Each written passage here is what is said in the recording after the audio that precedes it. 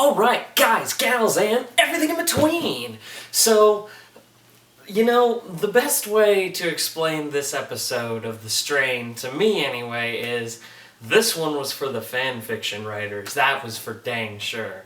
Not a lot to say about this episode, so this one will probably be a little bit briefer of a review. I am so sorry I'm getting this video out to you late, guys. I've had a lot of changes in the life, in the home life, and that kind of stuff. A lot of changes. I've been doing my best to stay on top of the videos. Sorry I got this to you a little late, but it was important. I hope you understand. Anyways, so this episode was a very contained episode. Very simple episode, actually. It involved primarily just Dutch and Eichhorst. And at first, I was watching the episode going, okay, it's a little bit dragging on, but I was actually okay with it. We go to Christian Grey's love chamber again, and you see Dutch and Eichhorst in there. And Eichhorst is just sort of talking to her, picking her brain apart. And he's like, tell me about yourself kind of thing.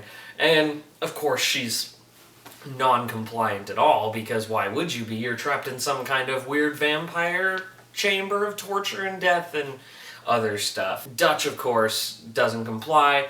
And we sort of get what I loved about this episode the most. We get to see the human side of Eichhorst.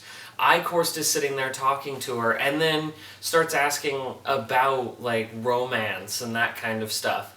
And Eichhorst brings up that he had that opportunity when he was a young man, and that he was sitting there and it was that love that could never be. And I was like, are we going to get a backstory on Eichhorst and see him as more of a human? And until he starts getting extremely weird, I mean, for a vampire who's chaining up and capturing someone, and they flash back, you see a very human Eichhorst, and you can almost see where he's coming from in terms of why he's been so obsessed with being a leader, per se.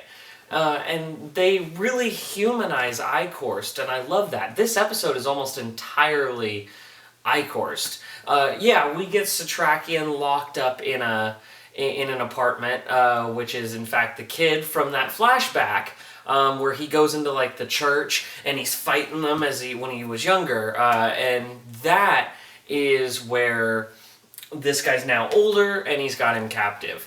But really, the entire plot of this episode is an isolated story between Eichhorst and Dutch. And Dutch not being a character that was in the books or in the graphic novels, I loved it because of the fact that Dutch was not an actual character in the books. Therefore, I don't know what's going to happen to Dutch. I know other characters' endgames, ultimately, but Dutch, I don't know where she's going, and I'm starting to care about her more and more, and I was like, oh man, are we going to lose her in this episode? Is this it? This could be it. And they kept making it seem more and more like it was it. They were building tension and keeping the audience guessing. And Fett, and Nora, are they going to make it in time? Is Satrakian going to get the lumen?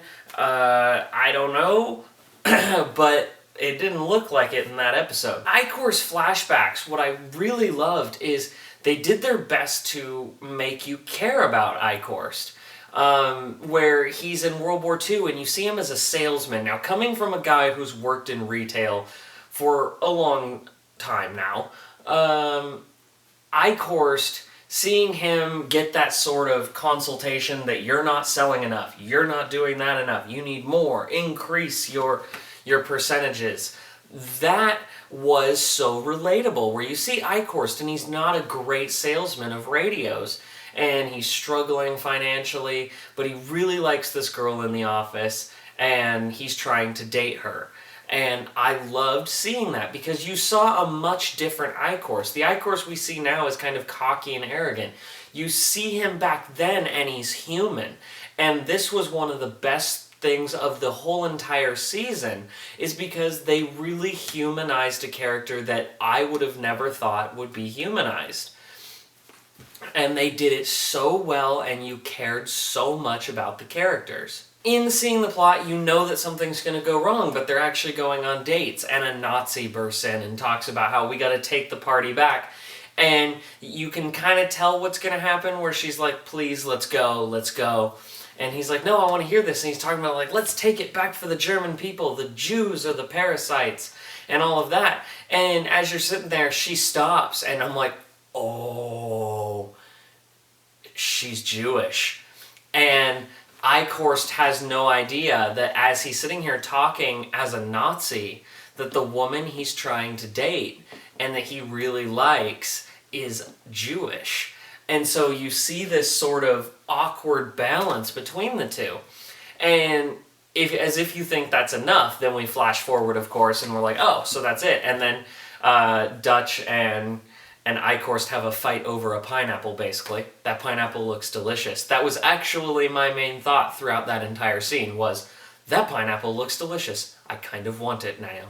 Now that I don't have pineapple in my house, on with the episode. It gets weirder and weirder and weirder. Gus is escaping out of town, but him and Angel stay back so the family can make it out and be safe. But I'll be there when I'm done, kind of thing. Like, I'm gonna go kill some vampires, baby. I love you, but I gotta go kill them. I'll be back to make out with you in a bit. Angel and Gus are off.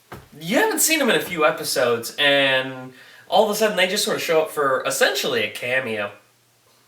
But I can tell that their part is going to be way more prevalent. As we get weirder, we do another flashback. I'm talking about Eichhorst a lot in this episode, but really Eichhorst is the focus, and that was really cool. It was a breath of fresh air. It was something different.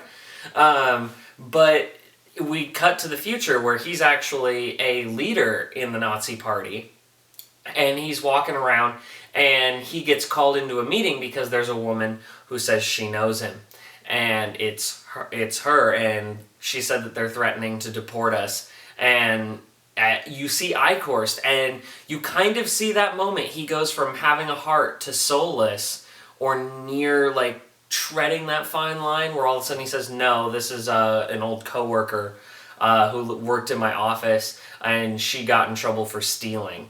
And because she's Jewish, she got in trouble, and he just sort of left. And I was like, man, he just showed all lack of humanity there, which is why the Nazis are so bad. And then all of a sudden, as he's walking down the street, everyone is showing respect for him, and he's like, oh, yeah, this is nice. This is what I always wanted. We got this complete arc with Eichhorst. And then, boom, he sees him hung up on nooses, her and her whole family, all because he made it up, because he finally was somebody in his own eyes. Now that is character development and depth. Sure, we turned him into a huge piece of crap character, but he's got so much depth to him that you can't help but be so fascinated by Eichhorst. I'm so fascinated. He's one of my favorite characters in the show because he's such an interesting character, and he gives that dynamic that you don't normally see. We don't normally show a story from a Nazi's perspective, dare I say. And I really love that. And as we get to the finale of this episode, he does something weird. He has Dutch, he puts her in makeup and stuff, and I'm like, you're getting a little weird, Eichhorst, because you're just going to eat her, aren't you? And stuff, and then he's like, take off your pants, and she takes off her pants, and he makes her stand on that brick thing, and she makes a joke about how, you don't have a dick, so what good are you, he's gonna do? He's like, you'd be surprised. And I was like, oh, 4chan wrote this episode, I see. Yeah. All of a sudden, he has her, like, he gets up underneath her, so, the business is, like, right there, and he's just like, okay, and he just opens his mouth, and he's got that stinger thing, and it's coming out, and it's about to go, and she grabbed a pepper spray from inside the room, because there was a dead police officer, as you all know, she grabs it and sprays him in the stinger in the face, and he's like, oh, and he's burning, and you're just like, oh my god, run. So she's running pantsless through this hotel, and she can't get out, and it is like something out of a nightmare. The walls are bricked off and everything, and F and Fett, they're on the other side of the bricked wall, so they're going up and down. So Fett's solution, blow up a wall with dynamite, goes up there, and they start fighting. Kaboom, boom, boom, explosions, and Icorst gets away with only about half his face burning off. So, once again, Icorst makes it away, and the Oxidolumen ends up in the hands of those arms dealers that Satrakian sort of cut a deal with earlier, so we may be possessing the Oxidolumen soon. And that was the episode. As I said, I was going to keep this discussion a little bit shorter, a little bit sweeter. Normally that means I end up going on for like 16 minutes.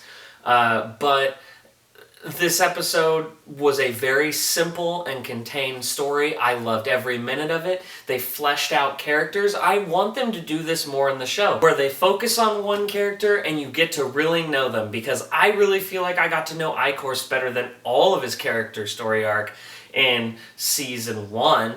So I really like this. I want to see them do these individual stories where we really get to know each individual character. Sure, it didn't have too much importance in the overall story, but I feel like getting to know that character that much more is going to make those bigger battles all the more dynamic. Alright, guys, gals, and everything in between. What did you guys think of the episode? Do you agree with me that maybe we should have these individualized stories in here so we really get like a character focus per episode in a lot of detail? Don't forget to like and subscribe. Thank you so much for the support. Love you guys.